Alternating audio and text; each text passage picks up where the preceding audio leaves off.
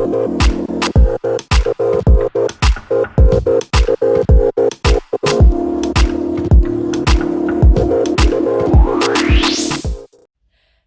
and welcome back to Nail Chronicle for another spooky Halloween design. This week I'm going to be doing a Game of Thrones themed design, so I guess you could wear this for Halloween, you could wear this for costumes, or just because you love Game of Thrones as much as I do and you want to wear a Game of Thrones nail art. I started out with a simple, just basic stamping on one of my hands. I wanted to see how this design would look and how I would lay it out before I added the colours. So I decided to go with one hand coloured and one hand just basic stamping. So this kind of gave me a really good sense of what stamps would work, what stamps I could do without any colour, because I wanted to sort of create like a couple of accent nails, and how it would lay out on my hand. So for my hand where I'm doing the reverse stamping, I did 3 different stamps with where I fill it in colours. The first one was this Ice King, who's really creepy, so I had to do with blue eyes, put a little bit of brown just where his horns are. Fortunately the brown kind of just blended in a little bit too much with the purple, but it still looked really cool once I stamped it on. So I just let that dry for a second and then popped it on my nail, and you have the piercing blue eyes of the Ice King. Next up, I decided to do the Woof image. So for this one I was tossing up whether to do the whole thing blue or half of it blue.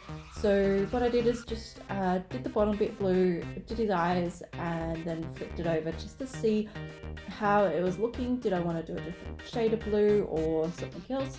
And decided to just keep going with the same colour, and it turned out pretty well.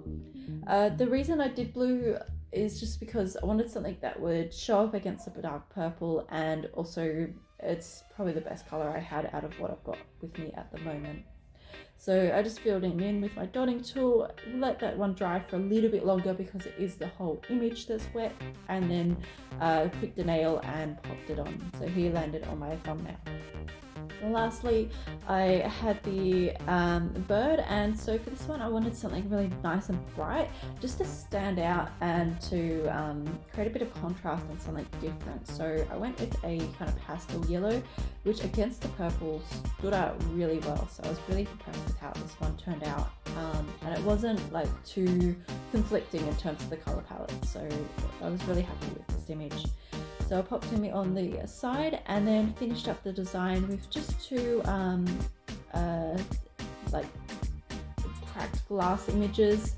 Oh, and I also got this one here that I'm doing now, which is the little pattern design, and I just filled that in with some coloured dots just to change it up a little bit as well.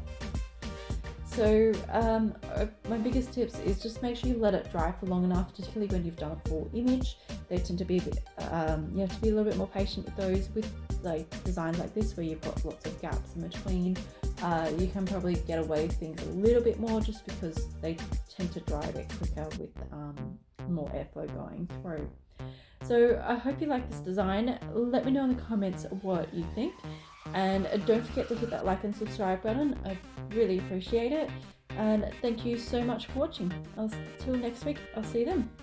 Bye.